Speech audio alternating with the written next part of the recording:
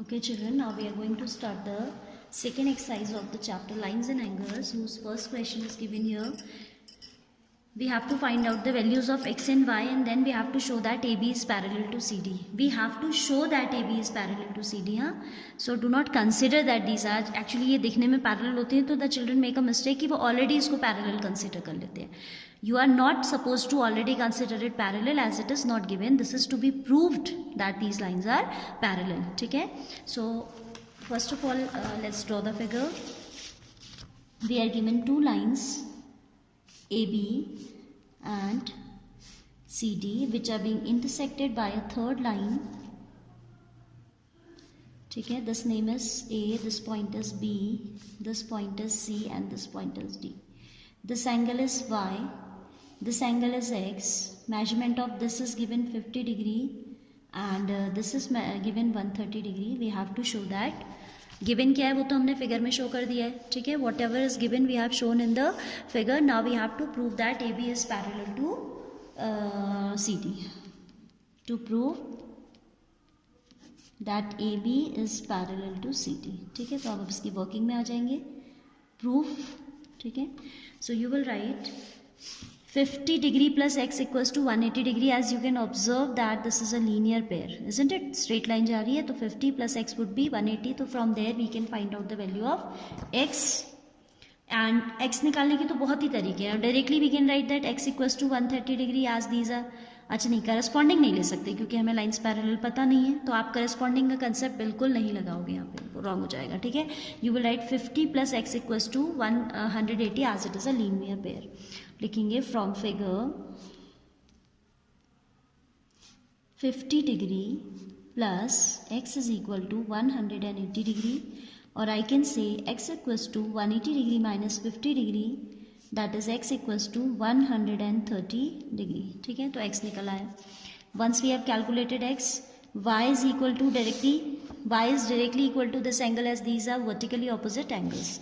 सीधे लिख देती हूँ y equals to 130 degree as these are vertically opposite angles. Right? So now you can see this x, this angle, suppose I name it as angle 1.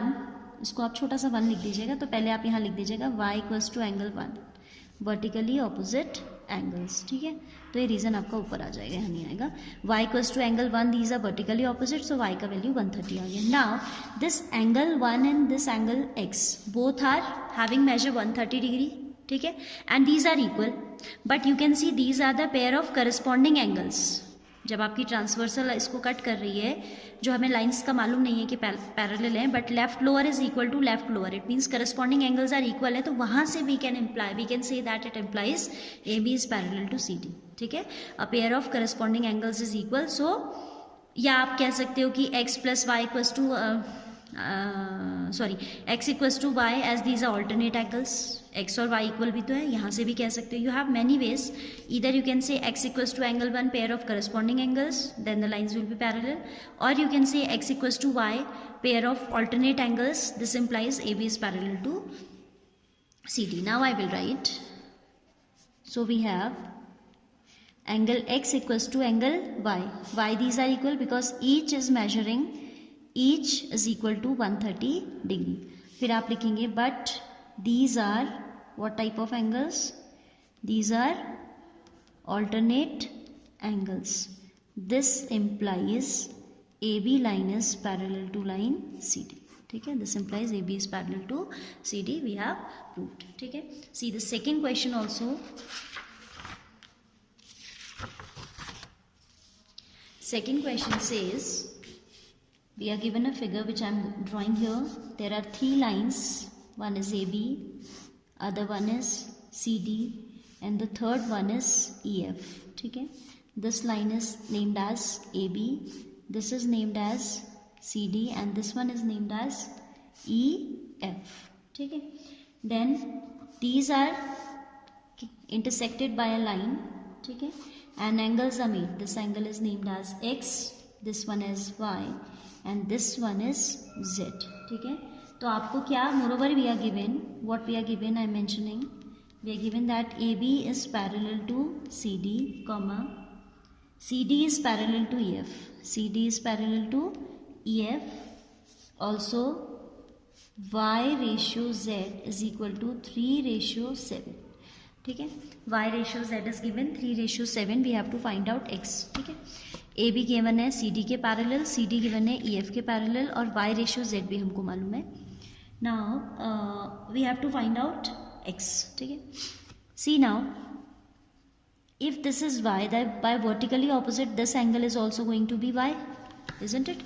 If this angle is Y, then you can see this is vertically opposite to this, so these will also be Y, and then these are co-interior angles. अच्छा, जब मैं वो properties बता रही थी, I missed out to tell you the properties of co-interior angles. Co-interior यहाँ बता देते हैं. ठीक है, क्या होता है? When your parallel lines are intersected by a transversal, then angles on the same side of transversal, angles on the same side of transversal are always supplementary. Their sum would be 180 degree. Suppose ये 1 है, ये 2 है, तो angle 1 plus angle 2 हमेशा क्या होगा? That would be 180 degree. If it is 3, it is 4. Angle 3 plus angle 4 will be 180 degree. Actually वहाँ पे पता नहीं कैसे मेरे दिमाग से निकल गया, कुछ काम ध्यान आ रहा था, तो I forgot to tell this. ठीक है, so angle 3 plus angle 4 is 180. तो यहाँ पे आपका क्या हो जाएगा? इफ दिस इज y, तो y plus z will be 180 degree, as these are pair of co-interior angles. ठीक है, ट्रांसवर्सल के सेम साइड. अगर राइट ले रहे हो तो दोनों राइट से होंगे, लेफ्ट ले रहे हो तो दोनों लेफ्ट से होंगे, और अंदर की तरफ, ये नहीं कि एक आपने बाहर से लिया एक अंदर से लिया. इंटीरियर, को इंटीरियर, को means on the same side के लिए को वर्ड आ रहा है, एंड इंटीरियर मीन्स अंदर की तरफ. ठीक है, सो यहाँ पे अगर मैं इसे एंगल 1 कह दूँ, I write angle 1 is equal to, आप लिखेंगे पहले proof.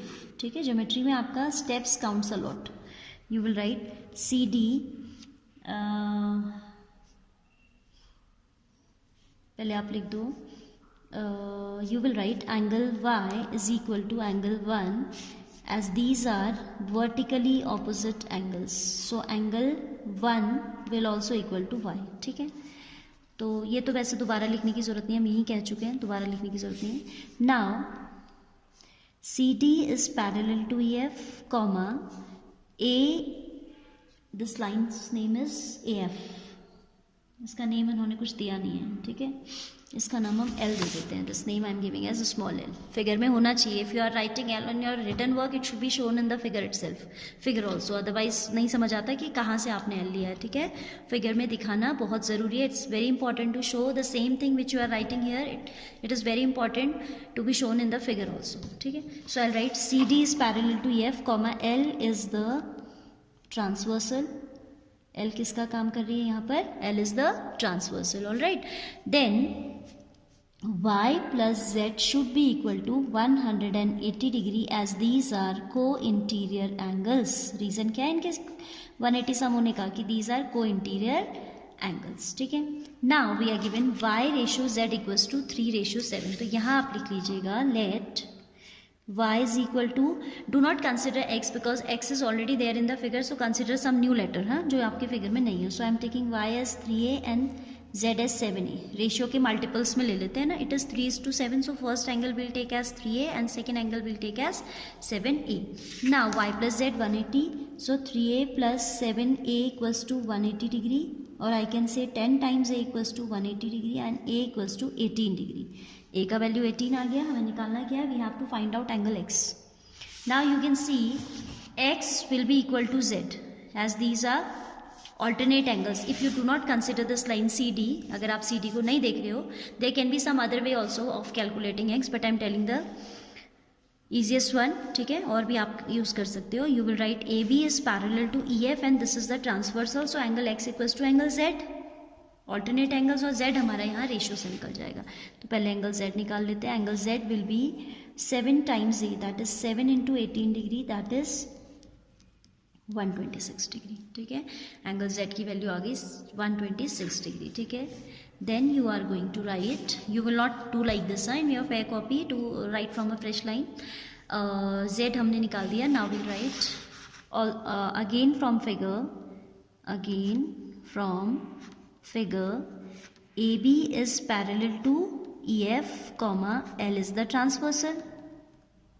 so angle x equals to angle z as these are pair of alternate angles. ठीक है, alternate interior लिख दो तो भी ठीक है. If you simply write alternate angles, that is also acceptable.